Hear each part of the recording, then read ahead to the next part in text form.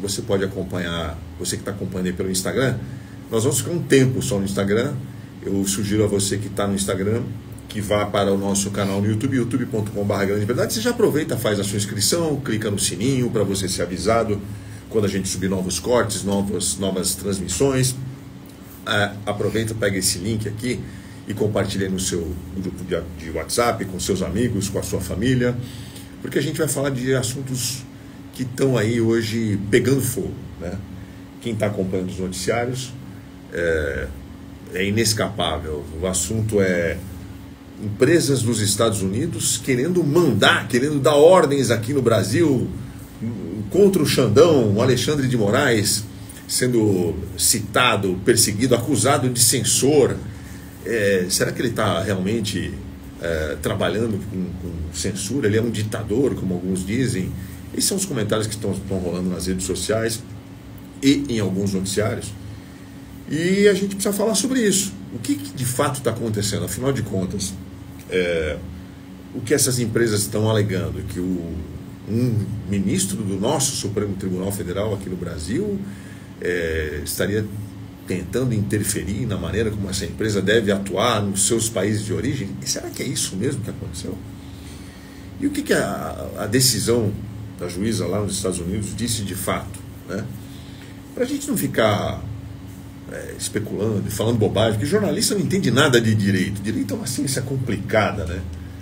Direito é uma ciência que você precisa estudar muito para você poder dizer, olha, eu entendo desse negócio.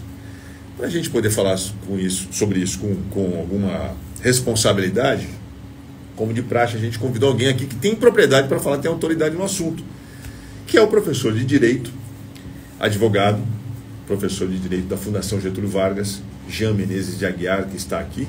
Tudo bem, Jean? Tudo. Boa noite. Obrigado por você conseguir um tempo na sua agenda e vir falar com a gente aqui.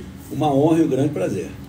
A honra é nossa e o privilégio é de quem está assistindo, porque a gente vai conversar sobre assuntos que estão aí na boca do povo, aí, muita gente falando bobagem, e a gente precisa esclarecer vários pontos que estão sendo discutidos. Jean, eu vou começar com o assunto. A gente vai falar sobre o Bolsonaro, a gente vai falar, afinal de contas, o que está rolando ali no processo do Bolsonaro. Tem muita gente falando assim, mas ele vai ser preso? Ele não vai ser preso. Isso aí é golpe sobre golpe. Isso aí não vai acontecer. Isso aí é manipulação da Globo, da imprensa. Eu já li tanta coisa nas redes sociais. Aliás, eu preciso dar uma filtrada nas minhas redes, tem muita bobagem aparecendo ali. Mas eu queria começar falando sobre essa história que envolve as Big Techs, no caso especificamente a plataforma Rumble, que é uma plataforma de vídeos parecida com o YouTube, só que ela é mais radical, tem vídeos ali da extrema-direita, adora o Rumble. E o grupo de comunicação do Trump. O Trump tem uma rede social. O presidente dos Estados Unidos é dono, dentre outras empresas, de uma rede social chamada Truth Social. E eles processaram o Alexandre de Moraes. Foi isso que aconteceu? Boa noite, Jean de Menezes. Jean Menezes. Um grande prazer estar aqui com vocês e é mais ou menos isso mesmo. O que aconteceu? Qualquer um pode processar qualquer um. Isso é a primeira coisa, isso é uma regra básica do direito. De vez em quando a gente está com alguém, um cliente, alguém, o cara diz assim, você tem que me blindar para eu não ser processado. Isso não existe. Então você pode escolher, qualquer pessoa, escolher entre aspas, obviamente, e mover uma ação. Se você vai ganhar ou perder, isso é outra coisa. Então, a primeira grande coisa é que, para o pessoal do direito, alguém ser processado, alguém sofrer uma ação judicial, não é uma infâmia, não é uma coisa terrível. Então, o Alexandre de Moraes está sendo processado nos Estados Unidos. Duas empresas milionárias, não é? Resolveram buscar, correr atrás de algum prejuízo que elas entendem que elas sofrem ou que exigem. E elas podem mover ação contra quem elas quiserem. Só para a gente situar no tempo, né? Isso é só uma reação das empresas por causa de uma determinação judicial do Alexandre? Pois é, mas aí entra um conceito, às vezes, muito difícil e muito fácil, que se chama soberania. Quem manda no Brasil é o Brasil, quem manda na Argentina é a Argentina, quem manda no México é o México, quem manda nos Estados Unidos é os Estados Unidos. Então, quer dizer, o Alexandre de Moraes, que é um professor de direito constitucional, tem uma obra de direito constitucional, que é uma das mais importantes aqui do país, ele deve conhecer o conceito de soberania, obviamente, eu espero que conheça. Certamente. Certamente, né? Lógico. Quanto tempo você estudou para virar professor de direito, Jean? Rapaz... Tem que estudar muito, né? Mas eu estava no segundo ano do mestrado, e aí um amigo meu, no Rio de Janeiro, na minha cidade natal, disse assim, você quer dar aula? Eu estava grávido para dar aula, eu estava enlouquecido para dar aula. E eu falei, eu quero de qualquer coisa. Eu comecei a aula com uma disciplina que não tinha nada a ver comigo e tal, eu tive que estudar aquele troço e tal. Então, quer dizer, você realmente tem que estudar muito, tem que se preparar razoavelmente, né, para encarar uma turma, né? Então, quer dizer, é assim que funciona. Eu estou perguntando isso porque você lê também, você deve ler muita bobagem de jornalista analisando decisão judicial, comentando muita coisa. STF. Muita coisa. E é complicado, porque o jornalista não estudou isso. É uma ciência complicada. Muito complicada. E eu costumo dizer que todas as democracias são mais ou menos iguais, obviamente, fora as diferenças. Já. Então, todas têm Supremo, ou Corte de Cassação na Europa, que é tudo mais ou menos igual. O Supremo nos Estados Unidos é o presidente que escolhe. Então, quer dizer, a gente não tem nenhuma grande esdrúxularia aqui. E se você me perguntar o que o direito brasileiro inventou, eu costumo dizer a duplicata. E o que mais? Eu não sei de mais nada. Porque a gente copiou tudo, porque pode se dar ao luxo. A Universidade de Coimbra é do século XII. Ele já tinha universidade, a gente não tinha nem sido descoberto. Então, quer dizer, o direito brasileiro é uma boa cópia de grandes sistemas jurídicos. Isso é uma coisa que dá uma certa segurança para a gente no patamar jurídico, no patamar do direito. E certamente Alexandre de Moraes, como um professor da USP, lógico, claro, como ex-secretário de Segurança Pública... Passou em primeiro lugar no concurso do Ministério Público, quer dizer, entendeu? É uma coisa meio incongruente. Então, quer dizer, uma ordem dele... Não dá para duvidar que ele não tenha conhecimento. É claro.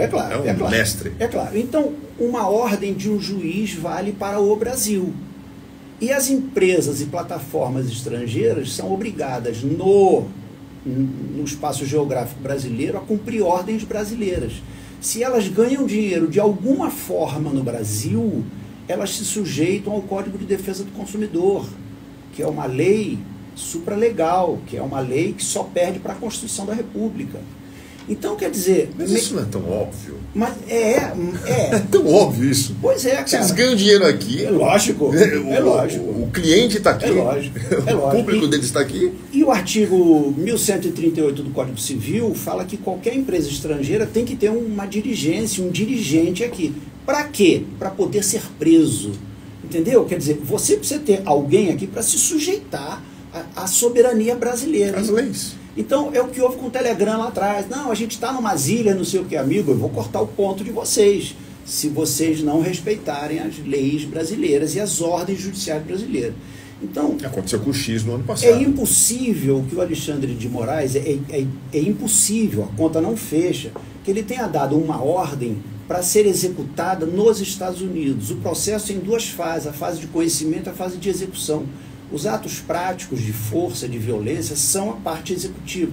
Então, a conta não fecha. Ele mandou cumprir uma ordem? Não, ele mandou cortar o ponto no Brasil de uma empresa que pode ser da nacionalidade que for, mas que se está operando aqui, ela ganha dinheiro aqui, ela lucra, aí ela tem que ter um dirigente aqui. Então, aí a conta fecha.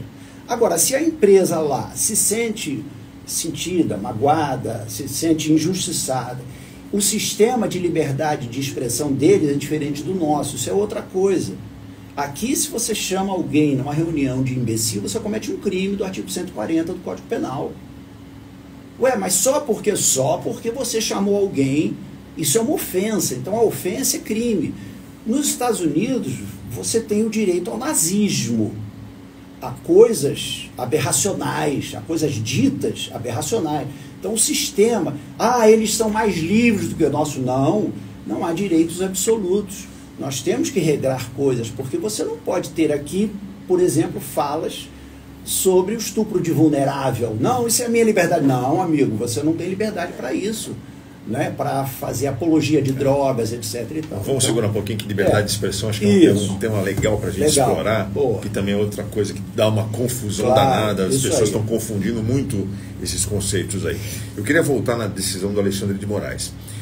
Pelo que eu entendi, o que ele queria no início, de início, era o bloqueio de um perfil. Sim. Do perfil do Alan dos Santos. Sim. Que é aquele blogueiro radical de extrema direita, que fala um monte de bobagem, que mente pra caramba, espalhou um monte de fake news na época das eleições, antes das eleições. Um cara que construiu a sua trajetória, o seu nome, e conquistou a audiência, e que aliás ele tem milhões de seguidores, somando os canais dele, os perfis dele, e ele construiu essa audiência, esse público, única e exclusivamente produzindo fake news, produzindo desinformação e com discurso de ódio. E aí o Alexandre detectou ali o quê? Crime. O crime. Crime. Você pode ter crimes falando, representando, articulando. Você tem a turma que faz sátira e humor, que de vez em quando ofende efetivamente alguém, e que aí alega a liberdade de expressão. Não, amigo. A liberdade de expressão não te dá direito a cometimento de crime de ofensa contra a honra. Então, se o Alan dos Santos, nas relações e nas redações dele na internet, comete um crime, vamos imaginar, isso dá ensejo a uma persecução judicial, a que se persiga isso, esse crime, se alguém pedir, não é um crime de ação penal privada. Então, um incomodado ou outro, ou o TSE, o eleitoral, etc. e tal. E aí você pode chegar ao extremo, que isso é uma medida extrema, de cortar efetivamente a transmissão dessa atividade que seria então criminosa, ou considerada criminosa por um juiz no território brasileiro, se o camarada não se abstiver de continuar a fazer isso. Então, existe isso. E aí a plataforma se negou a bloquear o perfil do Alan dos Santos. Quando a plataforma se nega, ela descumpre uma ordem judicial. Esse se negar, que é um eufemismo que a gente usa no jargão, na imprensa, etc., ela descumpre uma ordem judicial. Então, tecnicamente, ela também comete um crime, que é o crime de desobediência à ordem legal do Estado Público, que é um crime de desobediência à ordem judicial. Então, quer dizer, você tem uma sucessão de...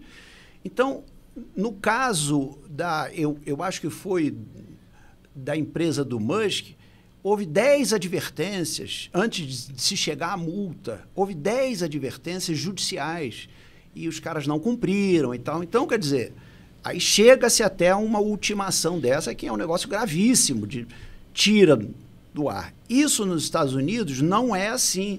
Isso tem uma outra forma. Mas essa ordem do Alexandre de Moraes, ela é geograficamente circunscrita ao território brasileiro. Então cabe, porque quem manda no Brasil é o Brasil.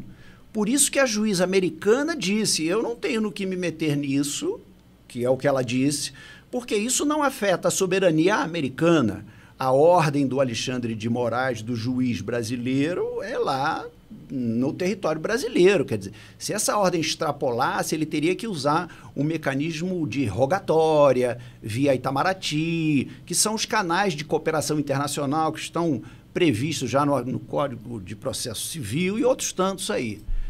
Então, na imprensa americana saiu hoje, as plataformas comemoraram, sempre a Rumble e o grupo de comunicação do Trump disseram que nós tivemos uma vitória completa sobre o Alexandre de Moraes, o ditador brasileiro, porque a juíza disse que a gente não precisa acatar uma ordem dele aqui.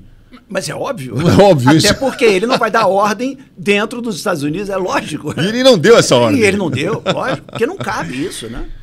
Não cabe isso. É curioso a gente estar falando sobre uma coisa tão óbvia. É óbvio, é. Mas eu fico impressionado como, por exemplo, um jornalista do calibre de um Glenn Greenwald, um cara que já ganhou prêmio no Pulitzer, prêmios internacionais, e ele está comemorando aquilo, ele embarcou nessa de criticar o Alexandre de Moraes, de acusá-lo de censura. Existe alguma dificuldade aí, que é o seguinte, existe um meio de caminho aí, que é o seguinte, a empresa é americana e está nos Estados Unidos.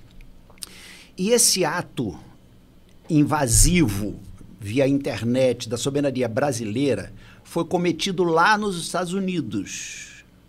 Então, existe uma interface juridicamente nova aí. Quer dizer, o camarada fez um ato, praticou um ato nos Estados Unidos, jogou esse ato na internet, esse ato tem eficácia não criminal nos Estados Unidos, mas tem eficácia criminosa no Brasil. E a ordem judicial é para se extirpar isso da geografia brasileira.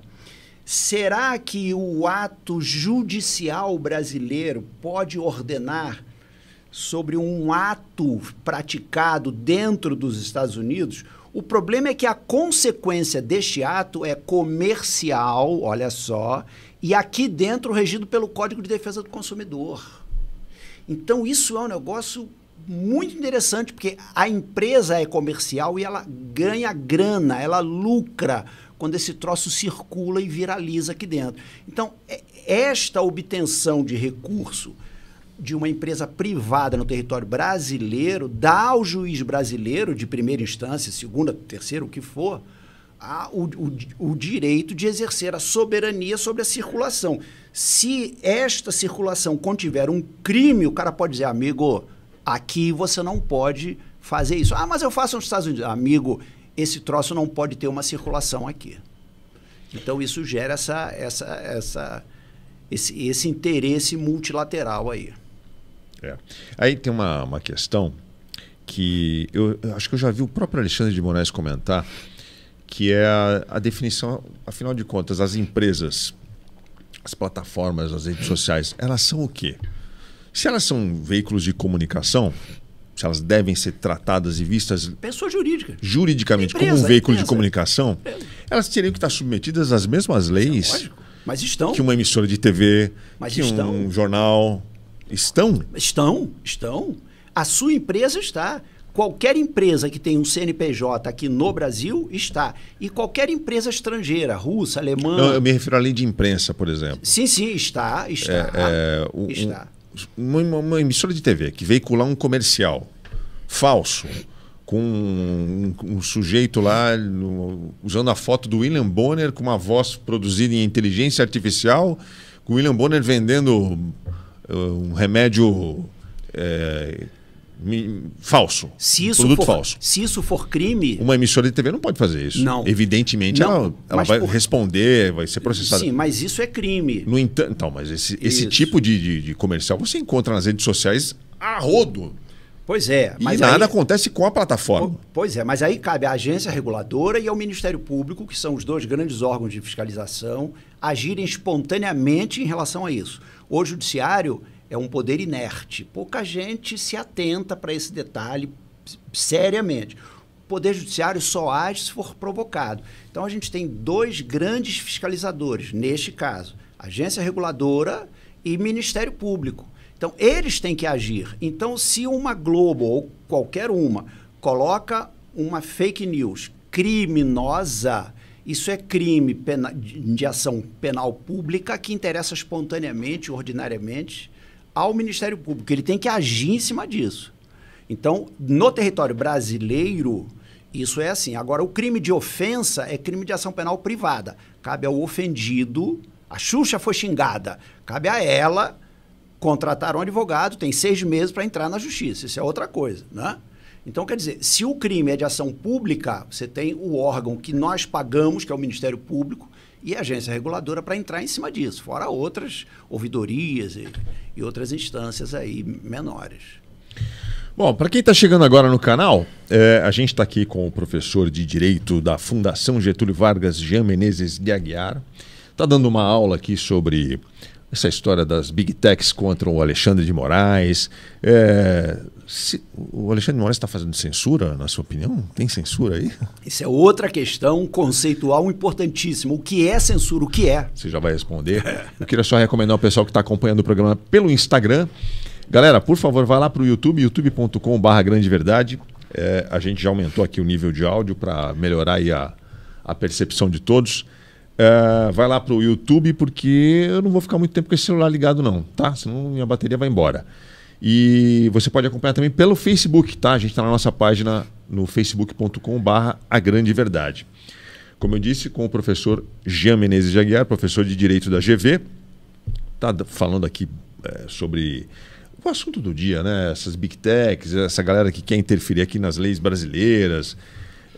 Aliás, isso está virando um negócio bizarro, né? Quando eu vejo o Elon Musk do lado do Trump, o Elon Musk de pé, de camiseta e boné no salão oval, do lado do presidente dos Estados Unidos, que está sentado, parece um idoso curvado assim, em silêncio. O povo do Itamaraty deve estar... E o Elon Musk falando, dando ordem, dizendo que diplomacia é essa? Eu não entendo.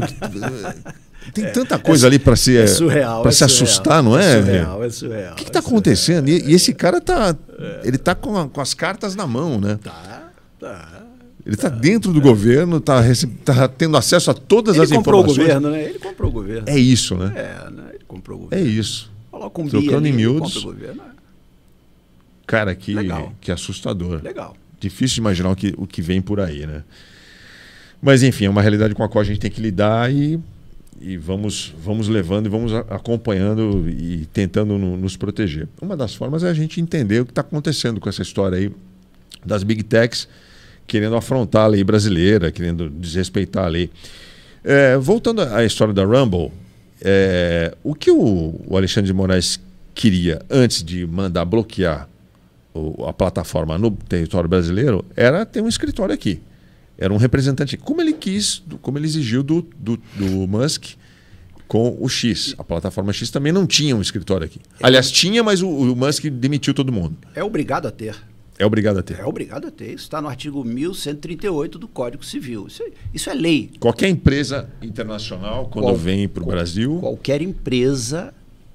Qualquer empresa pode explorar isso aqui. O artigo 170 da Constituição, livre iniciativa, né? A gente tem aí todos os princípios constitucionais, né? Empresariais, garantidos constitucionalmente. Né? Agora, tem as leis brasileiras. Você, para explorar uma empresa nos Estados Unidos, você precisa ter um agente seu nos Estados Unidos. Para quê? Para poder ser preso. Em última análise, é isso. Para que tenha alguém para colocar a mão, para se responsabilizar seriamente, fisicamente, até. Chega-se até a esse ponto, entendeu? Então, quer dizer, o camarada ganha trilhões de dinheiros aqui dentro e a empresa está lá fora e se ocorre alguma coisa você não tem como punir. Aí relações de trabalho, você não demite, você não vai para a Justiça do Trabalho porque a empresa não tem um CNPJ. Então isso é obrigado a ter, né? E aí os caras não querem, mas a minha plataforma está nas ilhas, não sei o que, amigo, tem que abrir um escritório aqui, não tem jeito. Isso aí é regra desde o Código Civil 16, isso aí é antigo, isso não é novo. Mal comparando, foi mais ou menos isso que os Estados Unidos exigiu do TikTok lá? Sim. Quando ele exigiu que o TikTok tivesse um dono americano? Sim. Ali é um pouco diferente, mas quer dizer, você precisa ter alguma nacionalidade na soberania, algum empregado, alguém ali, né? E isso é uma coisa que dá uma ancoragem à empresa. Isso é necessário, né? Isso é necessário.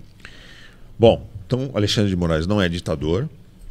Ele não está censurando ninguém? A coisa da censura é interessante. O que é censura, Jean? Pois é, porque Professor Jean. Porque todas as vezes que a grande imprensa sofreu uma ordem judicial legal do Poder Judiciário, Estadão, Folha, Globo, Jornal do Brasil, Velho, lá atrás, todos eles. Estamos sendo censurados. Não, amigo, isso é uma ordem judicial para que você refaça uma manchete que você deu, que você refaça uma reportagem, que você ofendeu alguém, que você contou uma inverdade, que se apurou judicialmente. Então, quer dizer, berra-se por censura quando se sofre uma decisão judicial. Censura, a rigor, é a prévia, não é a posterística. Você não pode publicar. Então, havia o departamento de censura na Polícia Federal, lá atrás, na década de 70, 80, que os censores viam se a sua música podia ser tocada. Antes dela tocar. Antes dela tocar, exatamente. Ivan Lins, Chico teve Julinho da Adelaide, que foi um nome que ele inventou para conseguir passar as músicas dele na censura. Censura é outra coisa, né? E todos os grandes sistemas jurídicos, americano, francês, italiano e alemão, têm regulação de imprensa, viu? Na Constituição. Quer dizer, os Estados Unidos têm uma amplitude maior por causa da liberdade deles, mas eles têm regulação de imprensa, porque você não tem essa liberdade infinita de falar o que... Porque você tem coisas que não podem ser ditas, núcleos duros sociais. Nem mesmo nos Estados Unidos. Pedofilia, estupro de vulnerável, tráfico de drogas. Você, amigo, isso aí, não é? Coisas com menores. A gente tem aqui o Estatuto da Criança e Adolescente. Ah, mas a minha liberdade... Amigo, você não pode. Aqui você não pode. Aqui é uma coisa que... Não é? Então, isso é intelectível, isso é inteligível, a gente tem que entender isso. Né? Qual é a definição de liberdade de expressão? Liberdade de expressão é você poder utilizar da sua expressão mental, filosófica, ideológica, religiosa, sobre todos os aspectos, não é? Dentro das leis do Estado. Se você está no Estado americano, no Estado italiano. Então, por exemplo, eu posso falar palavrão? Posso. Eu posso ser imoral? Posso. Se esta imoralidade não for ofensiva a alguém ou não se traduzir num crime, a pessoa pode ser imoral, odiosa. Isso não é crime. O que você não pode é cometer ilícitos civis e crimes. Então, quer dizer, a liberdade de expressão te garante tudo. Ela é amplíssima. Eu tenho artigos na internet desrespeitosos, só que eu não envolvo ofensa pessoal a alguém. Eu posso falar de sistemas. Eu falo que o sistema de 2 meses de férias para o Judiciário, para o Ministério Público, é uma indecência. Isso é uma indecência, né? Eu acho que esse sistema de penduricalho que a imprensa gosta de chamar de penduricalho, isso é patifaria. A imprensa tem que se refazer e dar um nome certo a isso. Isso no salário dos juízes não é penduricalho, isso é patifaria. Então, essas coisas precisam ir para o lugar. Então, isso é liberdade de imprensa. Você vê que você fala o que você quiser. Agora, você não pode cometer crimes. E eu falo isso na sala de aula e os caras... Ah, não pode. E manda aqui um beijo para meus alunos que estão aí assistindo, porque é a mesma coisa, né? É a mesma coisa que a gente fala na sala de aula. Né? Liberdade de se expressar. Aí tem esse aposto que você colocou dentro do sistema de leis do Estado. Cada país, de cada Estado. De cada Estado. Então, na Argentina. Então, eu vou morar na Argentina. Como é o sistema de liberdade de imprensa? Porque há variações entre ordenamentos jurídicos. O Brasil é de um jeito, a Argentina é de outro, o Chile é de outro. Uns são mais largos, outros são... Você agora tem aborto na Argentina e no México, você não tem no Brasil. Então, são coisas que vão... variando de acordo com o ordenamento jurídico de cada país. Ô Jean, não estava na pauta, mas você falou aí agora de penduricalhos, você falou aí de 2 meses de férias aí para juízes. Isso é uma indecência. E aí eu lembrei, tem umas notícias recentes aí. Final do ano passado, não sei quantos juízes do Acre, 1 milhão, levaram R$1 milhão de bônus para casa. De ano. Semana passada... Todo ano tem isso. Juiz não sei de onde agora. Mato Grosso do Sul. Mato Grosso do Sul. Se você reparar, cara, todo ano tem isso. Todo ano tem isso. Pô, por que eu não virei juiz? Eu devia ter estudado para ser juiz, cara. Pra fazer jornalismo. Que burrice da minha... Pois é. O que é isso, Gê? Como é que se define isso? Levar 1 milhão de bônus isso num mês? Nem tudo que é legal é justo, nem tudo que é justo é legal. Isso é um negócio muito interessante. No direito a gente estuda isso. O que você acha do custo do judiciário no orçamento do país, do Brasil? O judiciário presta um grande serviço, né? Presta. É o último bastião de uma série de coisas, né? Eu me valho dele para uma série...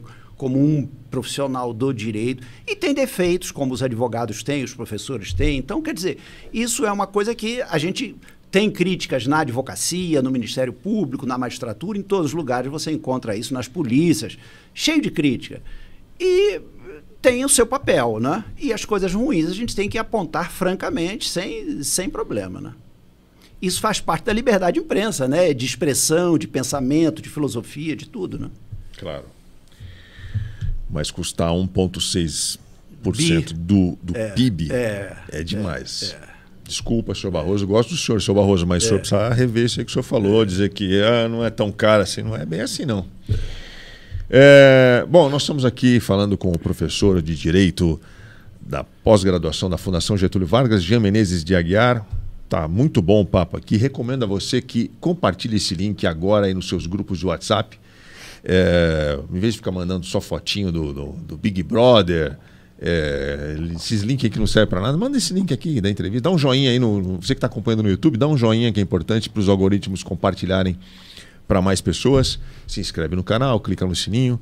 E, a live aí no Instagram, daqui a pouquinho eu vou desligar o celular, vai já correndo lá para o YouTube, youtube.com/Grande Verdade, porque nós vamos falar de Bolsonaro. Bolsonaro. Você tem certeza? Eu quero saber, você falou que leu tudo? Mais ou menos. Você leu a peça da PGR, a denúncia. Porque, não sei, tem gente falando que não tem motivos para prender o Bolsonaro.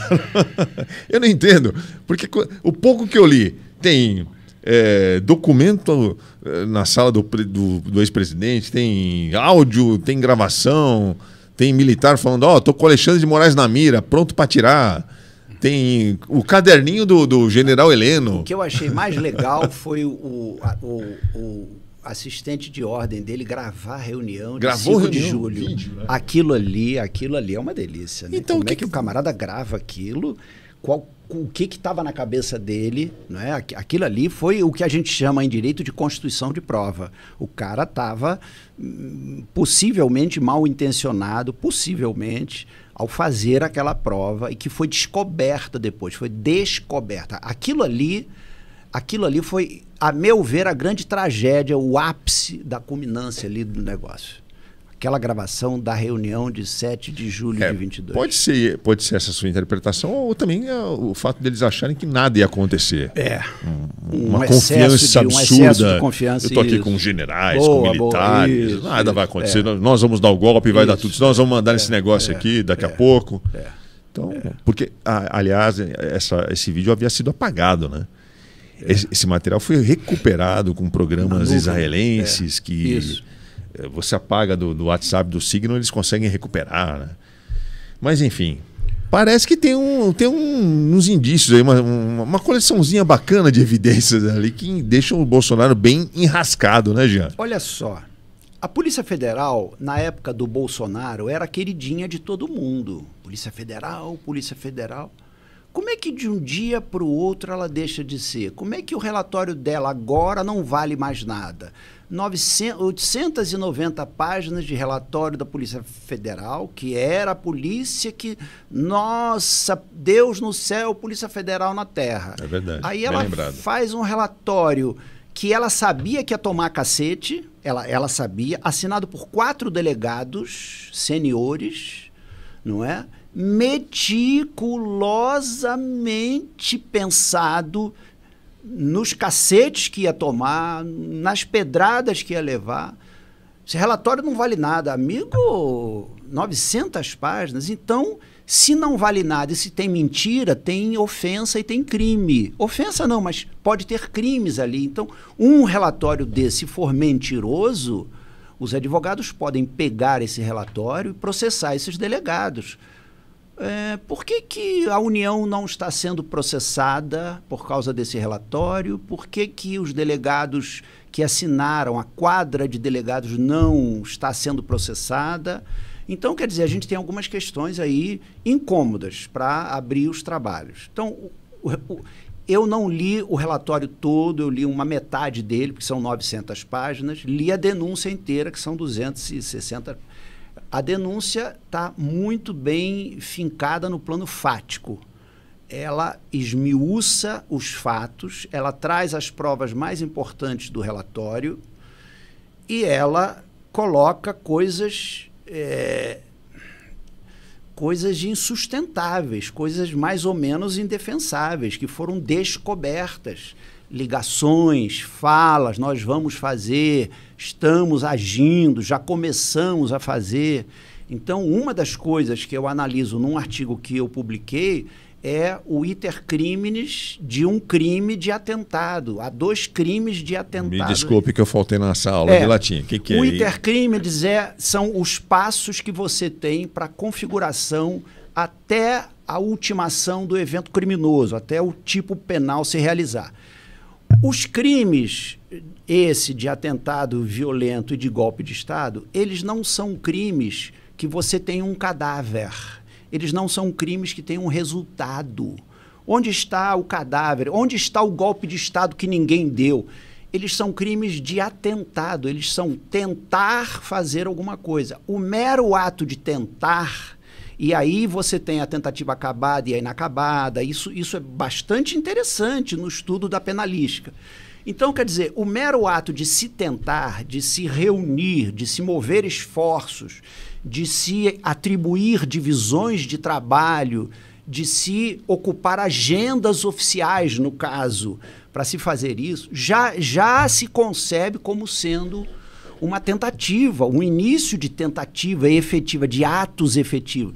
Porque até o conceito de atos efetivos, num crime de resultado, é diferente de num crime tentado. Então, a gente costuma dizer que os crimes, por exemplo, o homicídio, quando o sujeito não consegue matar, ele teve um crime anão, um crime tentado, que é um crime cortado pela metade. Mas o crime de tentativa, a própria tentativa já é a consumação do crime. Então, isso é uma coisa que levou tanto a Polícia Federal, toda a Polícia Federal a compor esse relatório, como levou toda a Procuradoria-Geral da República, ou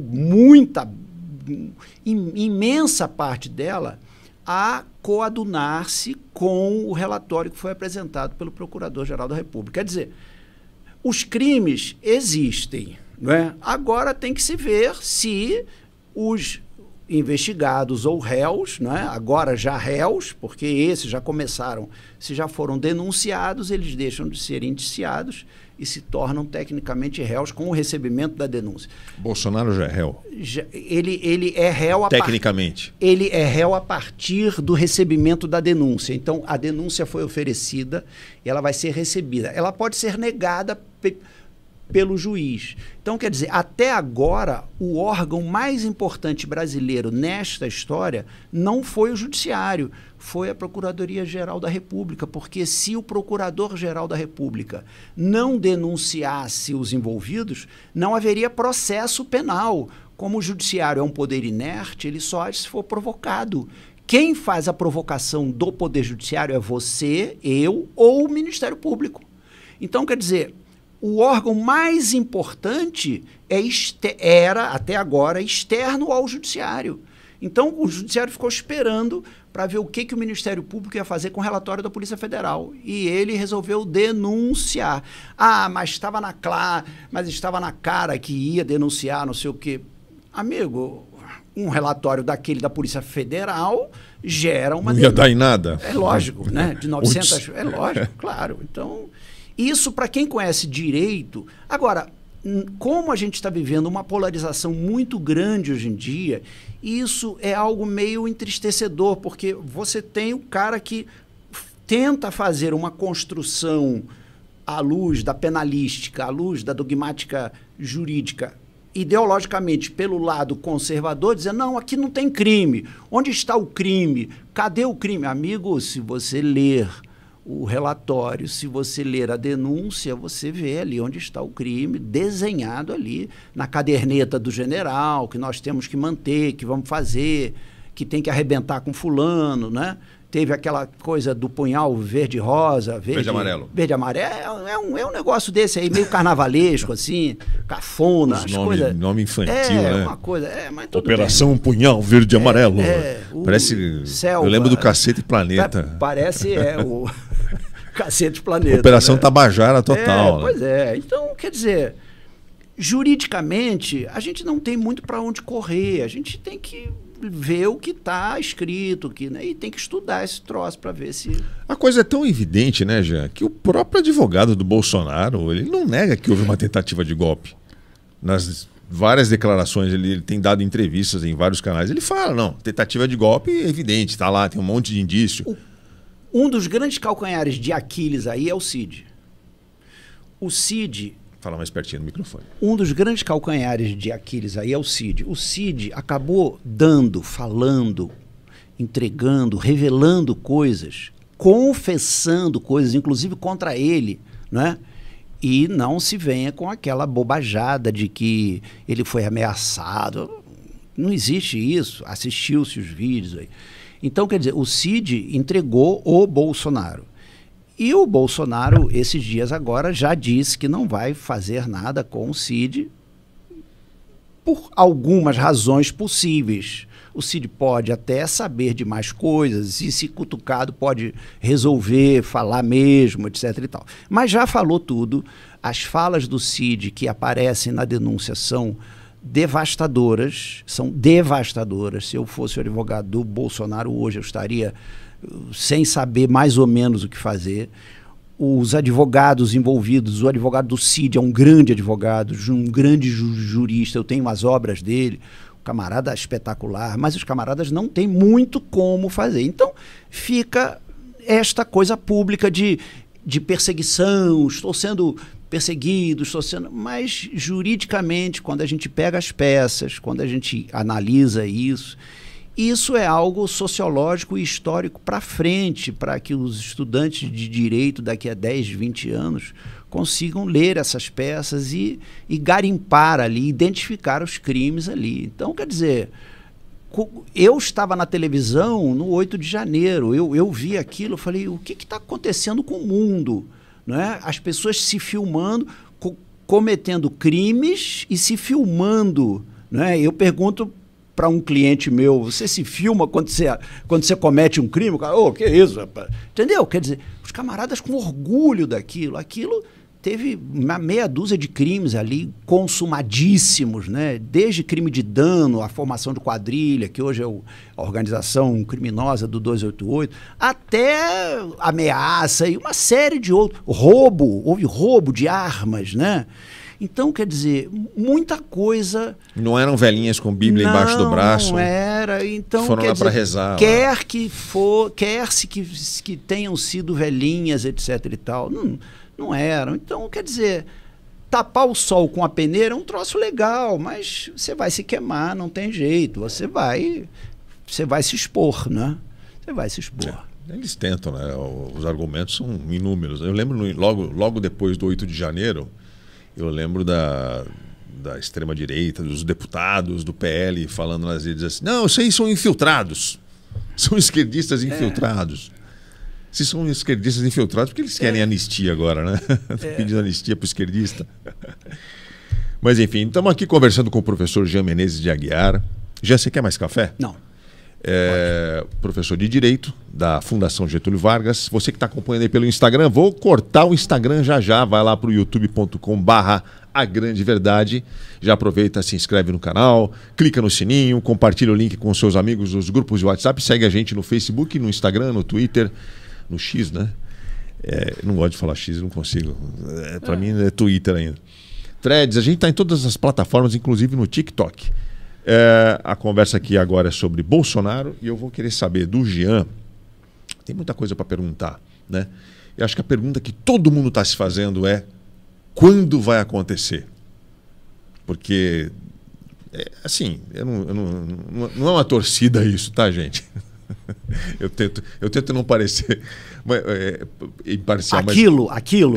Mas quando vai acontecer no aquilo? No andar da carruagem, com tantas evidências, o Bolsonaro vai ser julgado e vai ser condenado. É improvável que isso não aconteça, penso eu. Vou perguntar o que o João pensa. Mas eu quero saber, e acho que todo mundo quer saber, em ele sendo condenado, quando é que isso vai acontecer? Será que é nesse ano, 2025? Será que é no ano que vem? Será que é depois das eleições? Enfim. Jean, o que vai acontecer? Olha só, eu vou te falar algo aqui em primeira mão. Eu estou pensando em escrever a respeito disso, não escrevi ainda. Outro dia eu ouvi falar. E eu não vi isso em lugar nenhum ainda. Pode ser que daqui a pouco os politólogos do Bolsonaro deem isso a ele. Ou pode ser até que o teu canal vaze isso lá para ele. Eu ouvi falar que ele vai fazer uma manifestação agora, dia 16 de março, alguma coisa assim. Ele já está organizando isso. Isso pode ser um motivo de prisão dele, viu? Viu? Ah, é? Isto é muito sério. Se eu fosse advogado dele hoje, eu dizia, amigo, fica em casa, pelo amor de Deus, não toca rebu na massa, vão falar coisa, vão agitar. Você vai convulsionar socialmente o país. Para quê? Se ele está conseguindo hoje não sofrer uma medida cautelar de prisão. Ele está solto. Então, veja, a partir do momento que ele se... É claro que ninguém será considerado culpado, senão após o trânsito julgado a sentença penal condenatória. Fala o artigo 5º lá da Constituição. Beleza, tudo bem. Mas nós sabemos que por convulsões provocadas, você dá ao juiz, às vezes, em algumas situações, o motivo de uma prisão cautelar. Então, se o Bolsonaro ficar pianinho até a última, entre aspas, instância, que não é instância, até o último julgamento dele, ele não vai dar motivo para ser preso cautelarmente, a menos que ele tente fugir, tente alguma coisa assim. Se ele fizer uma passeata, uma motociata, não sei o que ele vai fazer, um troço desse aí, teoricamente, ele pode criar uma situação de instabilidade no país que o juiz entenda que se retirar ele do convívio, por ele ser a cabeça desta situação, pode cessar essa convulsão.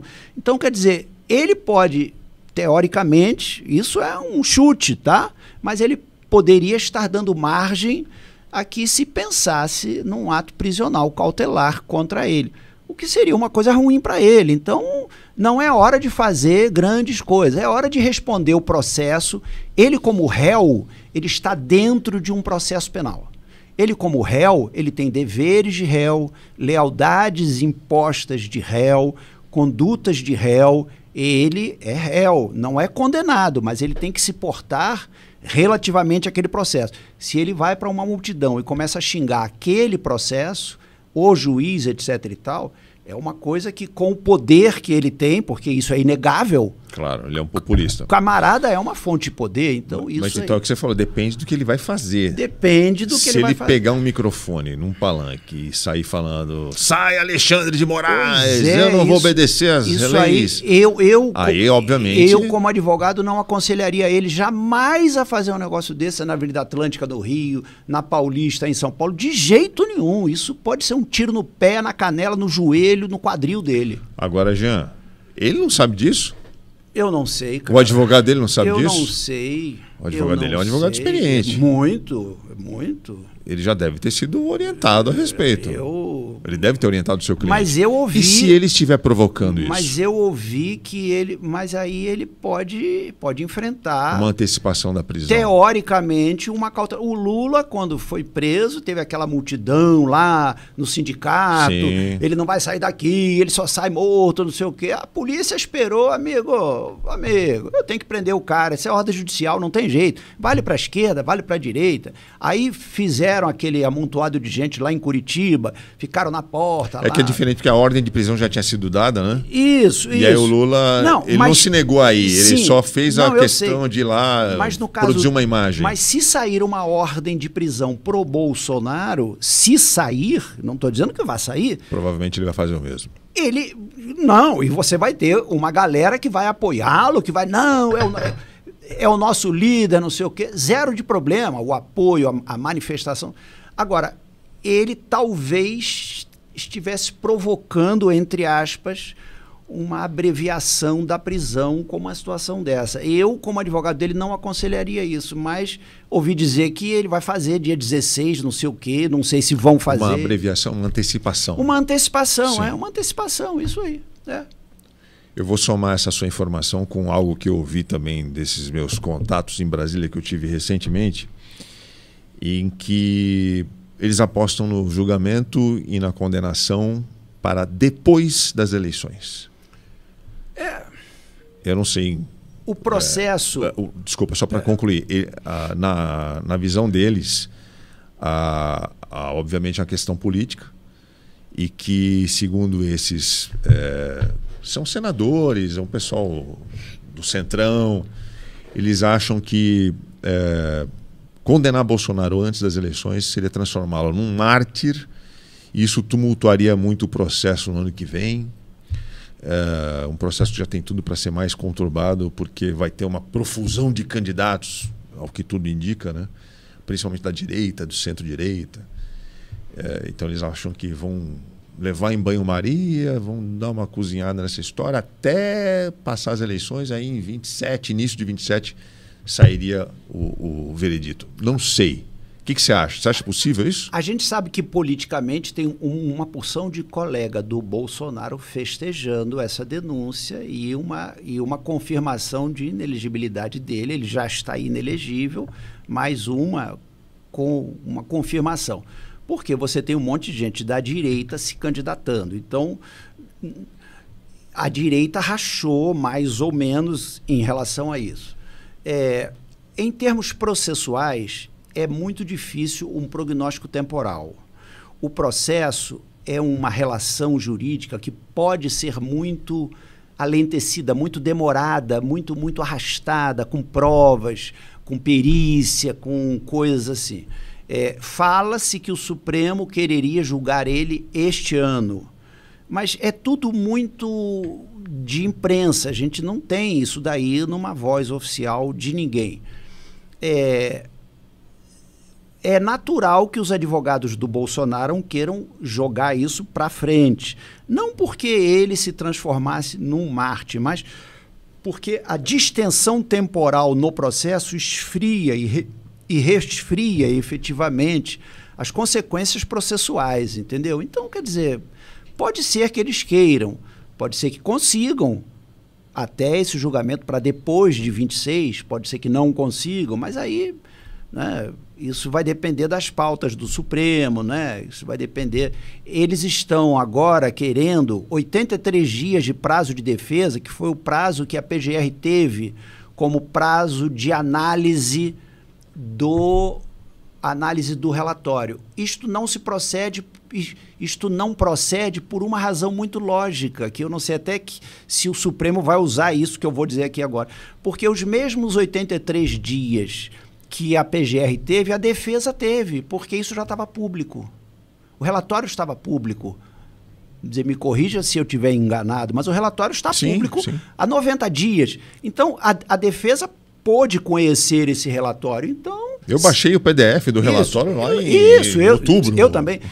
Então, quer dizer, os 15 dias, nós advogados estamos acostumados a esses 15 dias, que agora, né, então, são 15 dias e a gente tem que se virar nos 30, que a gente tem que não são 30, são 15. Que desafio, né, para essa equipe que vai defender o Bolsonaro. Mas então, você não deve estar sendo bem pagos, né, por esse trabalho. A gente está conversando aqui com o professor de Direito na pós-graduação da Fundação Getúlio Vargas, Jean Menezes de Aguiar. O papo está muito bom. Eu queria recomendar a todos que compartilhassem o link dessa entrevista. Você que está achando que... a gente já falou sobre tantos assuntos. Já aprendemos muita coisa aqui nessa live de hoje. Primeiro, Alexandre de Moraes não é um ditador. Verdade? Não é. Não é ditador. Não é. A gente não está vivendo numa ditadura. Não. Nós estamos vivendo uma ditadura do judiciário. Tem rapaz, muita gente falando isso. Você sabe como é que...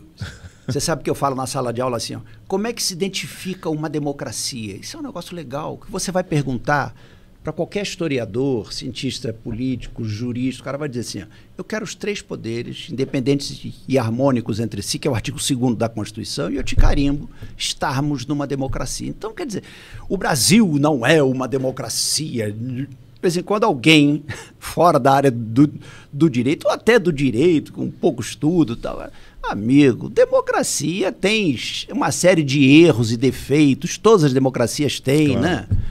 E as democracias são feitas por nós humanos e são erradas em muitas coisas, mas a gente vive, obviamente, numa democracia desde a Constituição de 88, que é reconhecida lá fora como uma das melhores do mundo, que isso é uma outra coisa que também tem que mudar Constituição, amigo, se muda assim não tão simploriamente assim, porque alguém quer que mude. Então, o direito acaba tendo essas dificuldades, às vezes, para o médico, para o engenheiro, para o economista, para o motorista de táxi, não é? Porque o camarada entende que a coisa da imprensa e tal, e ele recebe aquilo, não tem muita ideia como é que é. Uma das coisas muito importantes aí é a inércia do judiciário. Muita gente não sabe, muita gente boa não sabe que os poderes judiciários nos estados democráticos são inertes, só agem se for provocado. Ah, mas o camarada instaurou. Instaurou o quê? Ele requisitou instauração de inquérito. Processo o juiz não abre. Nenhum juiz abre. Na Finlândia, Noruega, Suíça, Dinamarca, Estados Unidos, todos os lugares. Nem o Xandão? Não. Então o Xandão não está perseguindo o blogueiro Alan dos Santos, assim, não. Alguém pediu. Alguém pede. As prisões, todas as prisões alguém pede, ou a polícia ou o Ministério Público, ou o ofendido. Toda e qualquer prisão, o ato prisional nunca é espontâneo do juiz. O cara acorda um dia e diz assim, vou mandar prender não sei o que. Não existe isso na vida do juiz. O poder, existe uma expressão em latim, né, proceda tudex ex officio, nem o juiz prestará tutela judicial, senão quando a parte interessada requerer nos casos de forma legal. A gente sabe de qual essas tralhas, né? Porque isso é assim mesmo, não tem jeito. Então, o judiciário é inerte, na Itália, na Espanha, inerte. Aí o cara diz assim, inerte? Mas o juiz, não, amigo, é inerte. Alguém pediu, ou a polícia, ou o Ministério Público, ou o ofendido. Não adianta você falar? Não adianta um professor de direito da GV falar? Aí vem o Marquinhos do Twitter. Isso. Fala, não, eu li que o Alexandre de Moraes é ditador. Aí o Juquinha então, lá do Instagram fala, não, é ditador. Sim. Censura no Brasil, tem censura no Brasil. Não adianta, você estuda 200 anos pra falar um negócio desse e o cara lá no Twitter sabe mais que você. Aí eu viro pro cara e dizer assim, boa, abre o chopp aí pra gente. É lógico. Tá difícil. Não tem o que fazer. Eu já me perdi, eu ia perguntar um negócio pra você. A galera que tá no Instagram, eu vou cortar a live aqui no Instagram, tá? Vai lá pro youtube.com/Grande Verdade e acompanha por lá. Ô Jean, a gente falou do Alexandre de Moraes aqui um jeito leve aqui. Sim. Mas você acha que ele aparece demais? Acho. Então, aí... Eu tenho uma crítica ao Supremo. Nós vamos dar razão para alguns críticos dele que falam que há muito protagonismo do Alexandre de Moraes. Sim, não, acho que até de todos ou de muitos. Quando o Supremo inventou a televisão do Supremo, com a sagrada desculpa de que tinha... A TV Justiça. A TV Justiça, de que tinha que se popularizar. Eu disse isso. E eu publiquei um artigo há 15 anos no jornal a respeito disso. Isso vai ser um tiro no pé. E acabou sendo. O Lewandowski, há uns 10 ou 12 anos, disse que parou num posto de gasolina e o frentista virou para ele e disse assim, eu conheço o senhor da televisão. Aí ele falou... Esse troço, ele disse isso. Falei, esse troço não vai funcionar. Ele disse isso. Então, quer dizer, muito protagonismo, sim. Tem que responder tudo na imprensa. Alguém fala, o Léo Dias fala alguma coisa, o querido Léo Dias fala alguma coisa. O cara do Supremo tem que responder. Alguém fala o Siqueira Júnior fala alguma coisa. O sujeito do Supremo tem que responder. Então, está havendo... Uma superexposição. É ruim isso, né? Isso não era assim há algumas décadas, poucas décadas atrás, e tem gente contrária a isso. Tem gente viva ainda do direito, até ex-ministros do Supremo, contrários a isso. Mas está havendo essa superexposição, sim. Eu avalio que sem sombra de dúvida. Mas ela acontece por um impulso exibicionista, por vaidade, ou porque, no caso do Supremo, os outros poderes estão omissos em algumas questões? Olha, ou até provocando esse tipo de manifestação do Supremo? Existe tudo. Quer dizer, quando se fala que o Supremo está governando, eu já ouvi essa bobagem aí, governar é um ato de ofício. governar é um ato espontâneo. Então, nós não temos lei sobre o aborto, lei concessiva no plano civil. Então, um partido político entra no Supremo e pede que o Supremo regularize o aborto.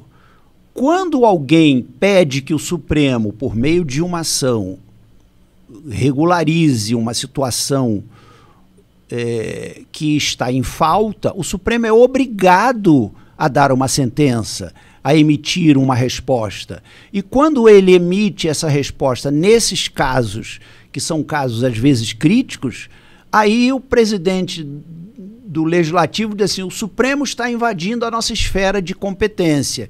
E a resposta é, estamos invadindo, entre aspas, porque vocês não fizeram a lei. Então, quer dizer, existe isso. Qualquer pessoa que acesse o judiciário pedindo uma sentença sobre qualquer tema, não é? Então o abortamento do feto anencéfalo, o casamento de homoafetivos, os camaradas aportaram o Supremo dizendo a gente quer casar. E o Supremo é obrigado a dar uma resposta. Como não há uma lei relativamente a isso, o Supremo vai interpretar o artigo 226 da Constituição de uma forma progressista e isso vai realmente gerar uma crítica severa de muita gente, né? Então, quer dizer, o judiciário, o direito lida com valores, né? Os valores são uma coisa muito cara para a sociedade, né? Então, você tem valores retrógrados, antigos, conservadores, modestos, valores progressistas, não é? Você tem uma cepa muito grande aí de coisas para analisar, não é? Olha, vários elogios aqui, eu não sei se você divulgou nas suas redes aí, mas tem alunos, fãs aqui falando que estão acompanhando, que muito legal, dando parabéns, grande professor. Rafael Oneda, é seu aluno? Não, é um amigo meu, muito querido lá do Sul, e eu mando aqui um abraço para ele. Legal. Tá legal mesmo, tá legal mesmo essa conversa aqui importante. A gente já falou de bastante coisa.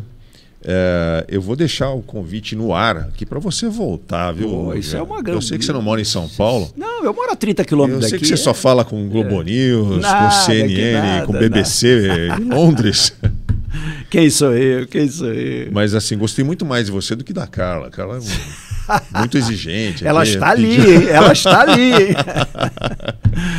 Não, eu queria que você voltasse, porque é aquela história que eu estava falando antes. O direito é complicado. É barra pesada. É barra pesada. É complicado. Eu me sinto mal de ficar comentando certas notícias. O direito Eu faço uma participação também lá no Flow News, e às vezes vem uma pauta assim, né? Ah, mas o Supremo fez tal coisa. Pô, eu não sou advogado. Eu não estudei direito. Eu sou da Brage. Comentar essa coisa. E eu recebo o e-mail corporativo da Brage, né? E os caras, às vezes, ali, eu falei, amigo, cuidado com isso aqui, olha, isso aqui, porque o jornalista, né? E eu sou jornalista, a gente. Amigo. Você também é jornalista? Sou. Aí eu disse assim, ó, amigo, isso aqui, ó, tem um lado assim, não, mas não sei o quê. Tá bom, vai lá, não sei o quê. Isso é muito legal, entendeu? Mas a pauta de direito para o jornal é uma pauta que ficou muito cara, ficou muito fácil, porque hoje a imprensa abre o site da Polícia Federal e faz notícia, abre o site do Supremo e você tem uma pauta ali. Então, quer dizer, ficou muito... mas uma coisa é você dar a notícia, outra coisa é você comentar a notícia. Interpretar, exatamente. Para comentar, você precisa ter gente preparada na mesa. Exatamente. Então, que faça isso quem estudou para isso. Claro, né? Lógico, isso aí. Por isso que eu acho importante, se você puder voltar, eu já vou deixar o convite aqui, porque... assim, esses assuntos, eles são recorrentes. Eles vão pautar o Brasil até o ano que vem. Todo mundo vai ficar acompanhando cada novidade, cada áudio novo revelado no relatório da PF. E a gente precisa ter alguma isenção, alguma, né? Sim, né? Aquela coisa do Norberto Bobbio, direita e esquerda, mas alguma isenção para dizer, amigo, aqui cabe, aqui não cabe, aqui o Bolsonaro pode se dar bem, aqui ele pode se dar mal, aqui o Alexandre de Moraes pode se dar bem, aqui ele pode se dar mal. Quer dizer, essas coisas que, as críticas, né? Elas precisam ser mais ou menos, né? Assim, para que a gente consiga ver. Agora a pergunta final para encerrar o programa Jean Menezes de Aguiar, professor da GV de Direito.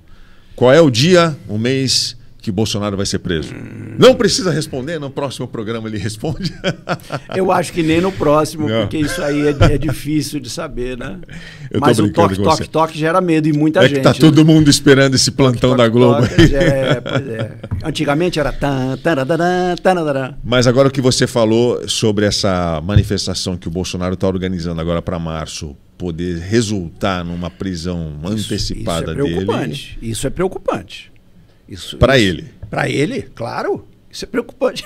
E pode sair daqui do teu podcast, os caras podem dizer, Bolsonaro... Entendeu? Porque é lógico. Claro. Isso aí é um insight que... Então eu vou cortar essa parte, porque eu não quero que a defesa dele veja essa Mas eu não sou nada imparcial. Mas tá? é verdade. Não tô nem aí pro Bolsonaro. Mas é verdade, né? Lógico, né? Olha, Jean, muito obrigado. Viu? Eu agradeço muito a você e a indicação da Carla, que ela me falou, olha, você tem que chamar o Jean, que o cara vai dar show. Aí não teve erro. Jean, deixa o seu Instagram. Jean Menezes de Aguiar. Jean Menezes de Aguiar. Jean Menezes, J, né? Jean Menezes de Aguiar. O Menezes tem um Z, com Z, ali, né? É Jean Menezes de Aguiar. Você tem livro, site, alguma coisa que você quer divulgar? Eu tenho 3 livros em coparticipação, mas... Livros técnicos? De direito só. De direito. O último eu escrevi a respeito do Bukele, lá de El Salvador, que é um estudo de caso... muito interessante, né? Porque ele transformou El Salvador. Isso é um outro bate-papo, né? Hoje eu estou preparando um programa sobre a extrema-direita. É um dos países. Hoje é o país mais seguro que a gente tem. E o cara deu um choque lá, um negócio assim surpreendente, né? E eu entrevistei uma deputada deles lá. É um negócio interessante aquilo. Estou convencendo um professor a vir lá do Rio de Janeiro, um cara que é especialista em Eric Voegelin, não sei se você conhece. Eric Voegelin. É cientista político que escreveu sobre Hitler e os alemães. Olha que legal. É um estudo muito bacana sobre o início do nazismo. Quando se faz comparações hoje, olha, o bolsonarismo e o nazismo, tem gente que fala, não, isso é absurdo, não está errado, não sei o quê. Só que o nazismo não é só aquela parte que a gente vê nos filmes, com campo de concentração, com judeus sendo massacrados. O grande problema é o valor. Muitos anos antes, essa ideia foi construída, inclusive, com a ajuda dos acadêmicos e do povo alemão, né? Sim. Lá nos anos 20, inevitavelmente. 30. E tem um estudo muito bacana desse cientista político, tem um especialista nele que vai falar com a gente aqui. Vamos fazer um programa especial sobre o crescimento da extrema-direita aí no mundo. Vai ser muito legal. Jean, obrigado mais uma vez, tá? Volte sempre. Por último aqui, para encerrar, vou pedir mais uma vez para você compartilhar esse link aqui, se você gostou dessa entrevista, desse bate-papo, eu tenho certeza que você gostou. Compartilhe nos seus grupos de WhatsApp aí com a sua família, com seus amigos. Dá um joinha no vídeo, porque aí o algoritmo do YouTube vai compartilhar esse vídeo para mais pessoas. Mais gente vai ter acesso a essas informações que o Jean trouxe aqui para a gente. E se inscreve no canal, tá? Aproveita, segue a gente no Instagram, no Facebook, Twitter, TikTok. A gente está em todas as plataformas. A gente volta amanhã. Amanhã a gente vai fazer um especial sobre o Oscar. Vai estar aqui o crítico de cinema do UOL, o Roberto Sadovski, e uma convidada surpresa que a gente vai revelar amanhã para falar sobre o esquenta e as expectativas para o Oscar que acontece no próximo domingo. Será que vem o primeiro Oscar do Brasil? O que você acha? Vai vir um Oscar aí? Se Deus quiser. Você assistiu ainda isso aqui? Não, ainda não. Tem que ver. Eu li o livro. Maravilhoso. Eu li o livro todo, bom, né? todo. Bom. Muito bom. Muito bom. Parabéns. Obrigado, viu, Jean? A gente volta amanhã, então, 7 da noite aqui em A Grande Verdade. Valeu, gente. Obrigado. Tchau.